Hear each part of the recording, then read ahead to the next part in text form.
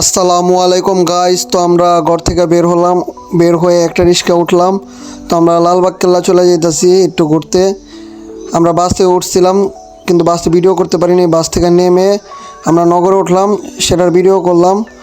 তো নগরে থেকে নামার পরে আমরা লালবাগ কেল্লার সামনে আসলাম, এসে আমরা মসজিদে গেতেছি। তো মসজিদে নামাজ আদায় করে পরে লালবাগ কেল্লায় ঘুরবো।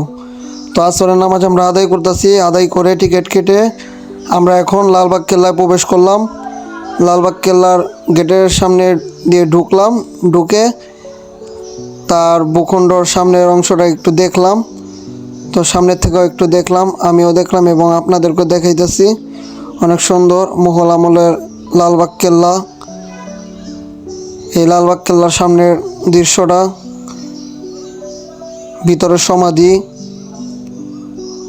লালবাগ কেল্লার মধ্যে একটু সুইমিং পুলের মতো, এখানে আগে পানি আসছিল, মাছ থাকতো, মাছ খেলাধুলা করতো। তো লালবাগ কেল্লার সাথে আরেকটা কেল্লা, সেই কেল্লাটার একটু ভিডিও করলাম। কেল্লা ভিতরের অংশটা মানে মাঝখানের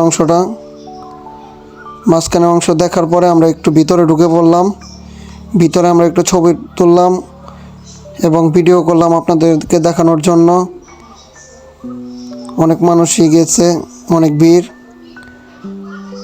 এটার উপরের সাইডটা অনেক সুন্দর, ভিতরে অনেক মানুষ ছবি তুলতেছে।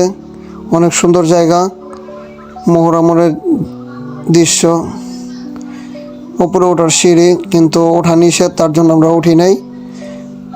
বাইরে অনেক ফুল, অনেক সুন্দর ফুল, গোলাপ ফুল, রজনীগন্ধা, অনেক সুন্দর সুন্দর ফুল।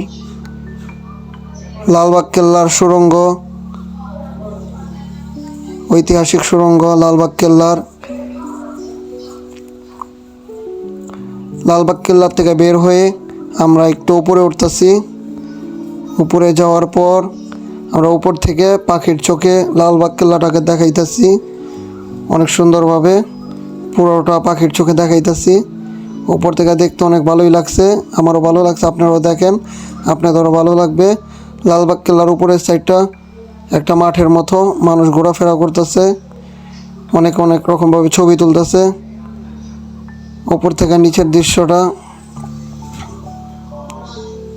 নিচে একটা পুকুর ছিল কিন্তু এখন শুকিয়ে গেছে। এখানে আগের দিনের মানুষ গোসল করতো। অ্যান্ড আমরা লালবাগ কেল্লা থেকে বের হয়ে একটা রিক্সা নিয়ে সোয়ারিঘাট চলে যেতেছি। সোয়ারিঘাট এসে পড়লাম। সোয়ারিঘাটে এসে আমরা একটা ছোট লঞ্চে উঠলাম, উঠে আমরা খোলামোড়া চলে যেতেছি। খোলামোড়ায় আমরা কিছু খাওয়া দাওয়া করলাম, মুড়ি ভর্তা অ্যান্ড মুরগি চাপচুপ খাইছিলাম। এই আজকের মতো এই পর্যন্তই। আপনারা সবাই ভালো থাকবেন, সুস্থ থাকবেন অ্যান্ড আমাদের জন্য দোয়া করবেন।